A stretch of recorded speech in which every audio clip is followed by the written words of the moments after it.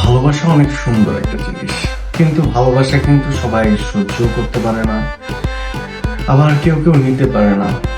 আবার বেশি ভালোবাসা যেমন স্বাস্থ্যের জন্য ক্ষতিকর, কম ভালোবাসাও কিন্তু স্বাস্থ্যের জন্য ক্ষতিকর। তো ভালোবাসা ভালোবাসা ভালোবাসা তো অনেক ভালোবাসা। তো ভালোবাসার কথা কেন বলতেছি, আজকের যে গল্পটা বলতেছি সে গল্পটা আসলে ভালোবাসা নিয়ে। তো যে গল্পটা শুরু হচ্ছে সাফা কবির এবং মুশফিক ফারহানকে নিয়ে। গল্পটা যে সুন্দর একটা এন্ডিং অ্যান্ড স্টার্টিং দুইটাই হয়েছে। আশা করি আপনারা যারা দেখছেন তারা তো দেখছেনই, আর যারা দেখেন নাই তাদের আসলেই দেখা উচিত।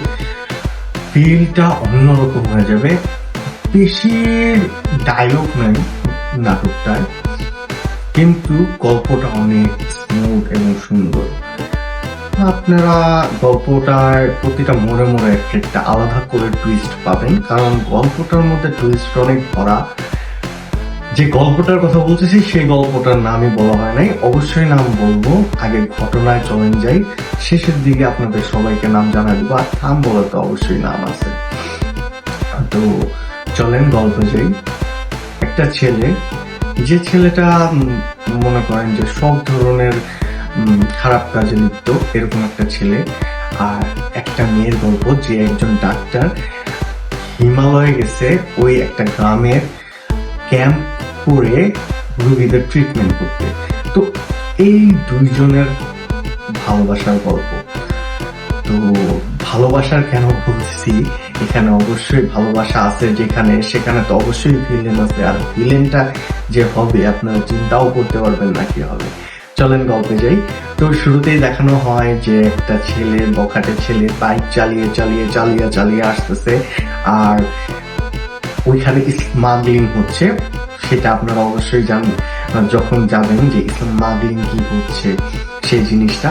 তো স্মাগলিং হচ্ছে যখন তো ওইখানে তো ওই ছেলে বসে থাকতে পারে না, তার এগেনস্ট পার্টি যারা আছে তারা করতেছে। তো এটা তো আর সে চুপ করে দেখতে পারে না, সে ওইখানে যায় লিগ্যাল অ্যাকশন নেয়। অ্যাকশন নেওয়ার পরে ওইখানে তাকে একটু খিচুত করে দেওয়া হয়। তো খিচুত করে দেওয়ার পরে যখন মনে করেন যে তাকে ডাক্তারের কাছে যে তার যে মনে করেন যে চাল্লাপাল্লা আছে, সেই চাল্লাপাল্লা গুলো যে একটু চিল্লাচিল্লি করার পরে যে ওখান থেকে যখন নায়িকা বাইর হয়, নায়িকা বাইর হওয়ার পরে নায়িকাকে দেখে সে একটু মানে বুঝে নিত, ইমোশন জেগে ওঠে, ভালোবাসা জেগে ওঠে, তার ভিতরে ফিলিংস জেগে ওঠে। তো জেগে ওঠার পরে সে তার সাথে ফাইজলামি, তারপরে একটু হাসানো, নানান কিছু করতে থাকে নায়ক আর কি। আর নায়িকা তো ওইটা নিয়ে এনজয় করতে থাকে। আর এদিকে আপনার তার চালারা তাকে আসলে প্রেগনেন্ট পর্যন্ত নিয়ে যায়, বাচ্চাটা চাই স্কুল পর্যন্ত নিয়ে যায়। তো সে তারপরে একটা খবর দেয়, খবর দিয়ে বলে যে তার কাছে কেমনে যাবে। তারপরে সে আবারও সেই গুন্ডাকে নিয়ে তার কাছে যায়। তারপরে একটা মেয়েকে যে জিনিসগুলো আর কি পছন্দ সেই জিনিসগুলো করতে থাকে। করতে করতে করতে করতে আসলেও মেয়েটা তার প্রেমে পড়ে যায়। প্রেমে পড়ার পরে আপনার দেখা যায় যে প্রেমে যখন পড়ে গেছে, পড়ে যাওয়ার পরে তারপরে মনে করেন যে তার বাবা ওই টাইমে বলে সে ওইখানে আসতেছে। আসার পরে তারপরে যখন বাবা সাথে তার মিট করলে তখন যায় নায়ক চমকে যায়, কারণ সে যাকে দেখে সে আসলে এক্সপেক্টই করতে পারে নাই সে তার ওই লোকটার মেয়ে। সে কেন? কারণ ওর যে বস সে এই মেয়ের বাবা। তো এখন যখন এরকম একটা ঘটনা ফেস করছে, সে তো আইসা তার বসকে সরি বলতেছে যে আমি কোনোদিন ভাবতেও পারি না আপনার মেয়ে, আমি আর আসবো না, এই করবো না ওই করবো না। তো ওই টাইমে যে কথাগুলা বলে আমি শোনার পরে আমি শক খেয়ে গেছি। ভাই ঘটনা চাইতেছে একরকম যে দুইটা ইসের মধ্যে দিয়ে হঠাৎ করে এই কি টুইস্ট। তো এখানে দেখানো হয় যে এটা পুরাটা মাস্টার প্ল্যানই ছিল মেয়ের বাবার। কারণ কি, মেয়ের বাবা কিন্তু তার অরিজিনাল বাবা না, মেয়ের হলো তার মানে আগে শুনতাম যে একটা মানে ঈশার দুইটা বিয়ে হয়, একটা লোকের দুইটা বিয়ে হয়, এখানে হলো নায়িকার মার দুইটা বিয়ে হয়েছে, আর নায়িকার মার আগের ঘরের সন্তান হলো এই নায়িকা, এই কারণে আর নায়িকার নামে সব সম্পত্তি লিখে দেওয়া, যেটার কারণে সে ভোগ করতে পারতেছে না। এখন সে চাইছে নায়িকার সাথে নায়কের একটা রিলেশন করানোর পরে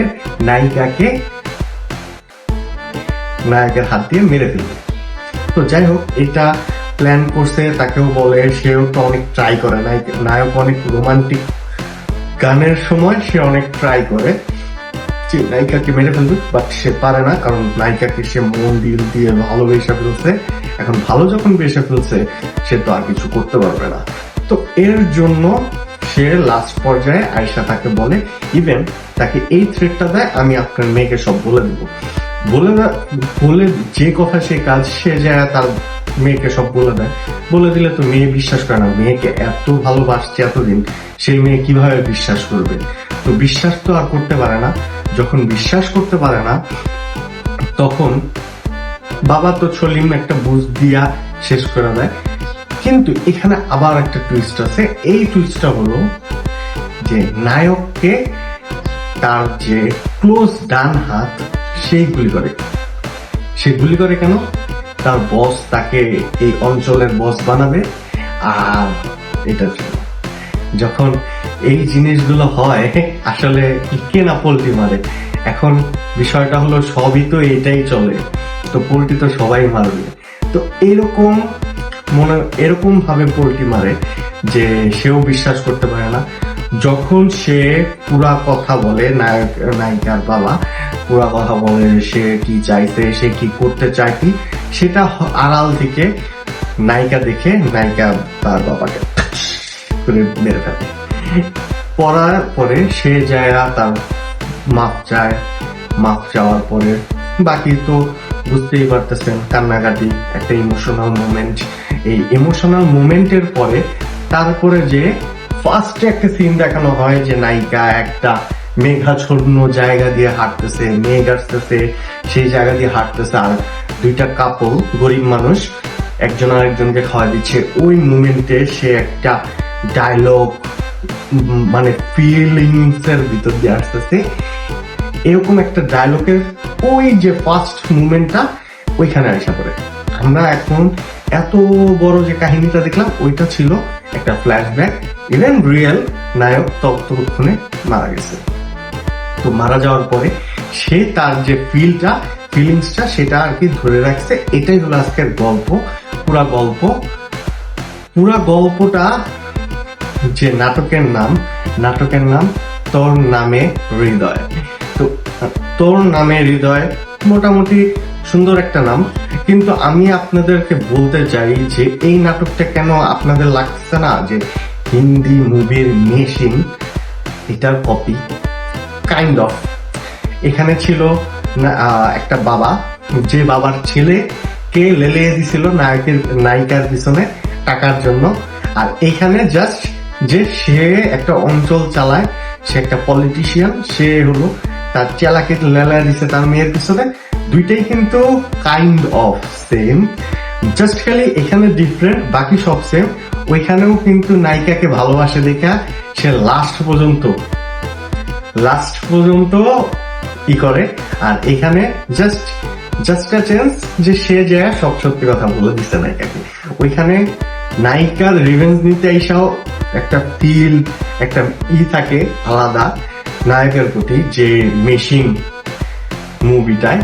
আর এখানে পুরাটাই আর কি নায়কের ইসে থাকে, নায়ক লাস্টে ভালো হয়ে যায়, সবকিছু নায়িকাকে যায় বলে দেওয়ার পরেও তাকে বিলিভ করে না। বিলিভ না করার কারণে এরকম একটা পর্যায়ে এসে পড়ে। লাস্টে কিন্তু দুই জায়গায় নায়িকাই তার বাবাকে মারে। তো আমার কাছে কাইন্ড অফ সেম লাগছে গল্পটা, বাট আমি মনে করি যে সুন্দর একটা গল্প, যেখানে সাফা কবির আছে, মুশফিক ফারহান আছে, কমেডি করার জন্য লোক আছে, প্লাস এত মানে ব্যাকগ্রাউন্ড আর্টিস্ট গুলো সুন্দর। তো সুন্দর একটা প্লেসের মধ্যে করা, এত সুন্দর একটা প্লেস, পাশে পাহাড়, মেঘ, প্লাস আবার নদী, অনেক সুন্দর একটা প্লেস আপনারা বলতে পারেন। তো ওভারঅল নাটকটা মনে করেন যে যদি আমি রেটিং এ যাই তাহলে অবশ্যই আমি 10-এর মধ্যে 8 দিব। মোটামুটি 10, প্রপার 10-এর মতো নাটক না। তো ইনশাল্লাহ আপনারা দেখতে থাকেন।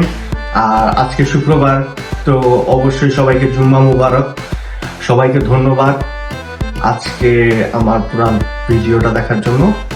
তো চলেন যাই, ইনশাল্লাহ কালকে থেকে আবার শুরু হবে। আর আবার তো ভিডিওতে আসবই ইনশাল্লাহ, কালকে থেকে ব্লগও দেখা শুরু করবেন। আর ইনশাল্লাহ কুরবানির হাটও যাচ্ছি, কালকে থেকে হাটও শুরু হবে, ওইটার ব্লগও দেখতে থাকবেন, ইনশাল্লাহ চলবে। তো এখন যাই, সবাইকে ধন্যবাদ, আবারও দেখা হবে কালকে। আসসালামু আলাইকুম।